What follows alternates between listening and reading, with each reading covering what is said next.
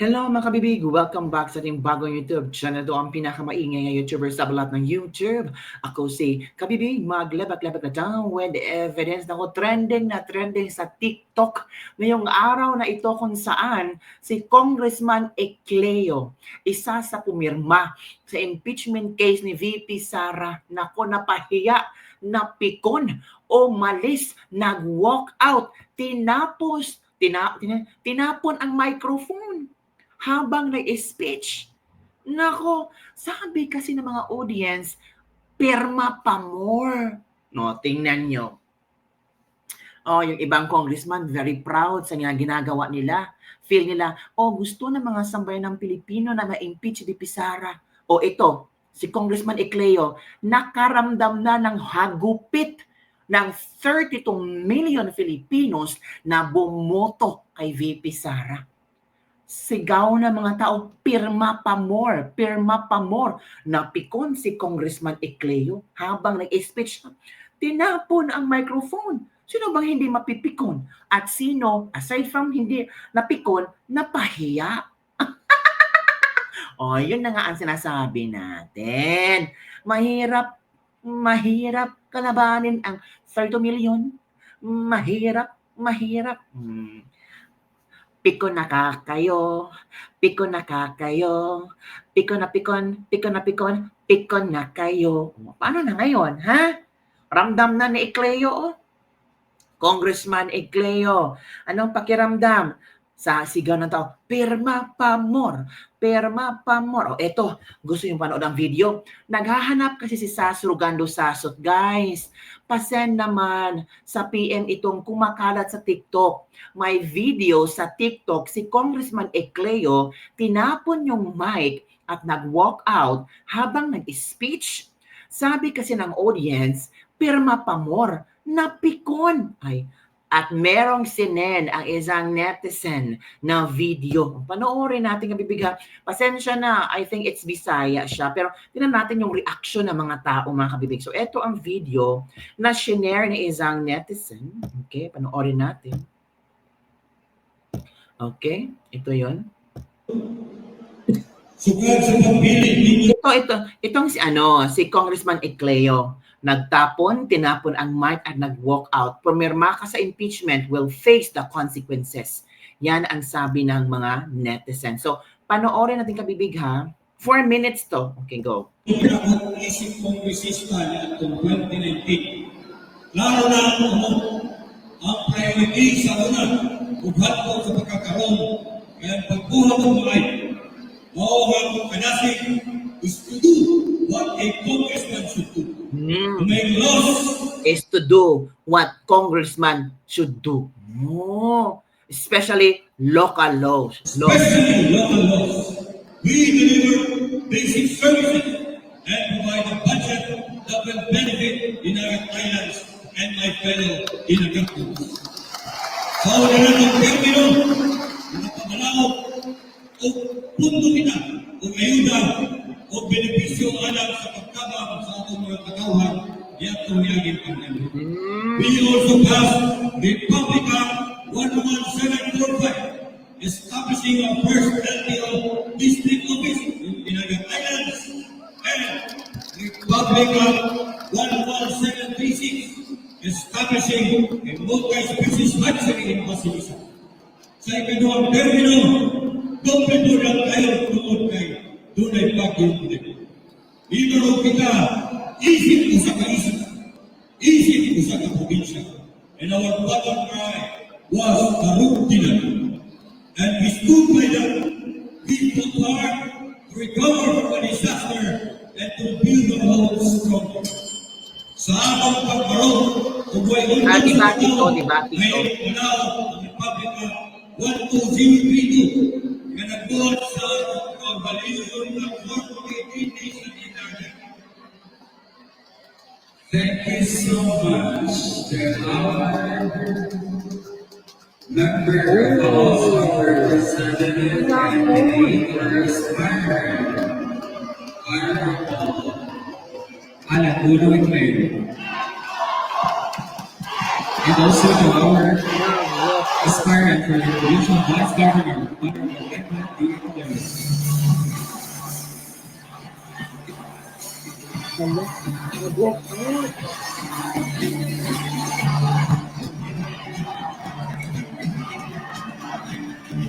Ano, nag-walk out yung kabilang partido. Hala. So it's blue versus green. Ang blue ay si Congressman Ecleo. Nag-walk out sila. Oh. Dahil sinabi ng tao, pirma pa more, pirma pa more. Ayun, oh.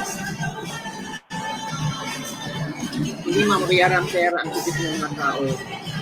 Ano na? Ano sinasabi natin?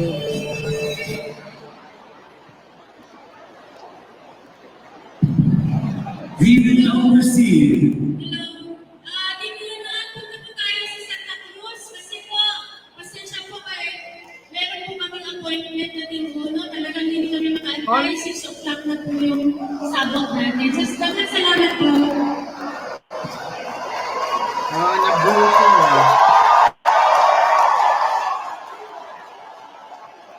Hello.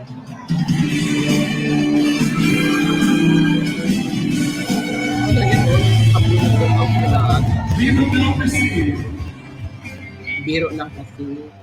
her art political aspirant by for Provincial Vice Governor mula sa Partido Federal ng Pilipinas, J. Ecleo. So Ecleo versus Ecleo? Ano ba? Ay kung kagalingan na natin si J.K. Magtabo ang lahat ng lugar to apologize on behalf of Ako ang ng nag-galing. banasa. But anyways, Kali. nahiharap ako ninyo. Umiyak siya. Parang nahiya siya.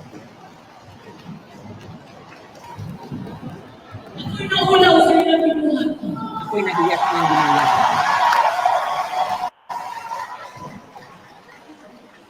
Nahiharap ako ninyo pagkabukunan na ito 3 years ago. We had only one floor. May naiyak. Mga kamag-anak ito mo. Ecleo, Ecleo.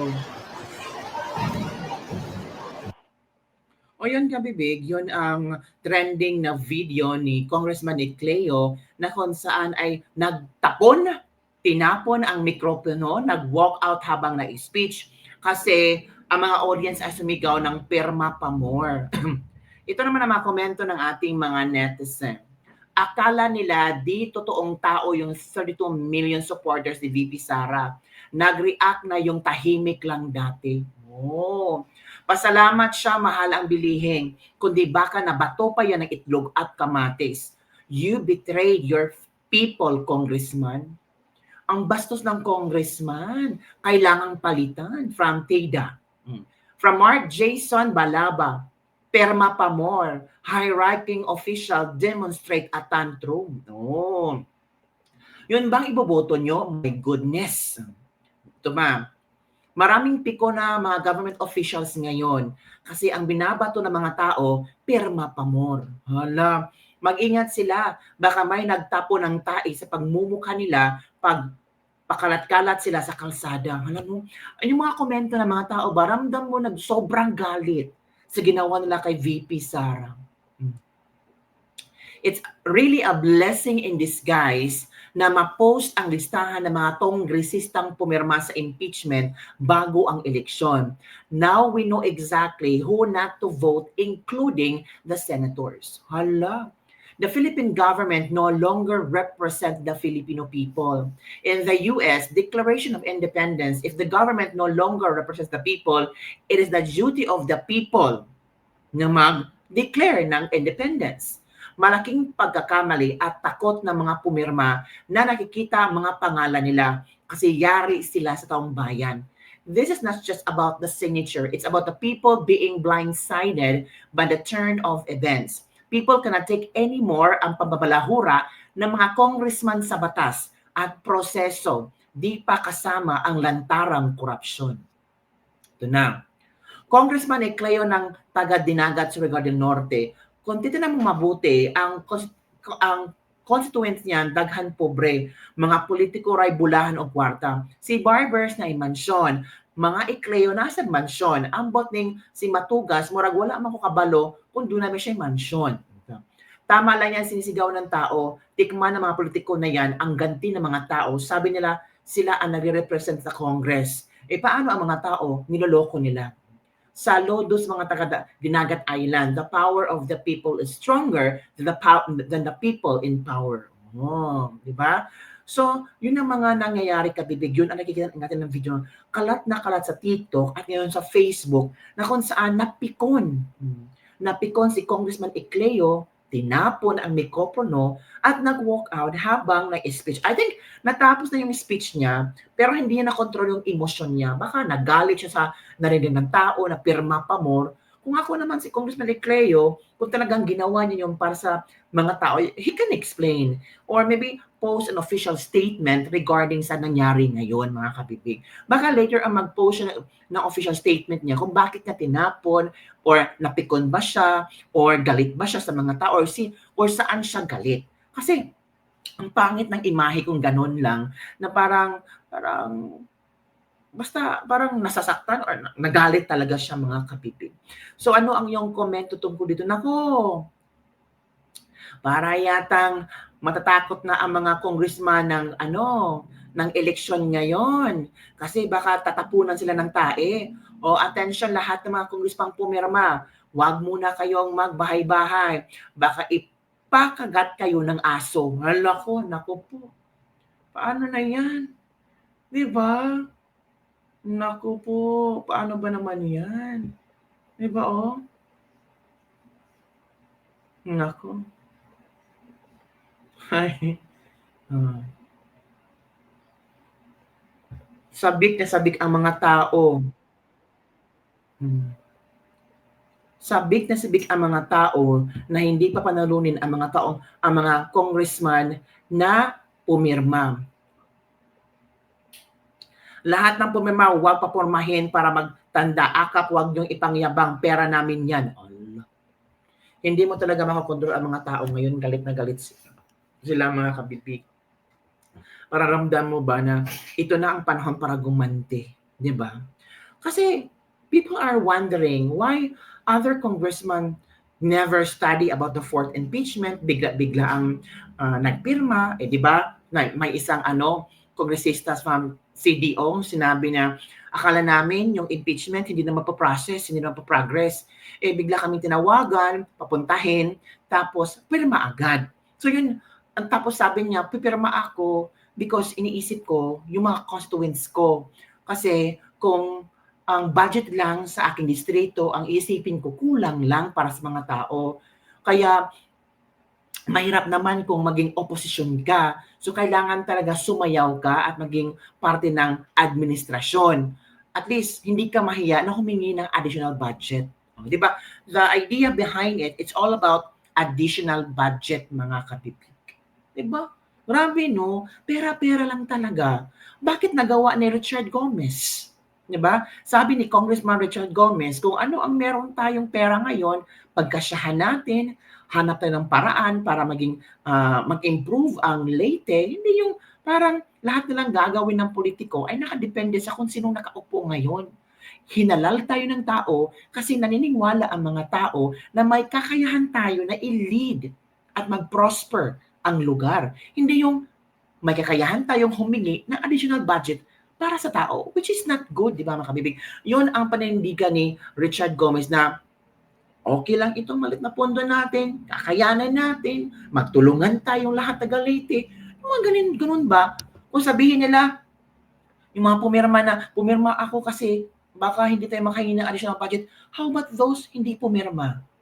Diba? Why they can even survive?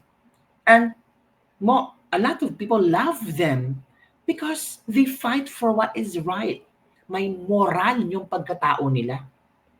So yun lang kabibig ang ating latest libak-libak for today. Ano kaya official statement ni Congressman Ecleo kung bakit niya tinapon ang mikropono habang speech siya. At bakit sila nag-walk out, di ba? Ang sinabi dito, meron pang engagement at 6 o'clock. Pero dumating naman sila doon. So what's the point of leaving early? In fact, yung maybe kontra nila ay masasalita pa. Di ba, kabibig? Don't forget to like, subscribe, and share this video. Bye everyone! See you next time.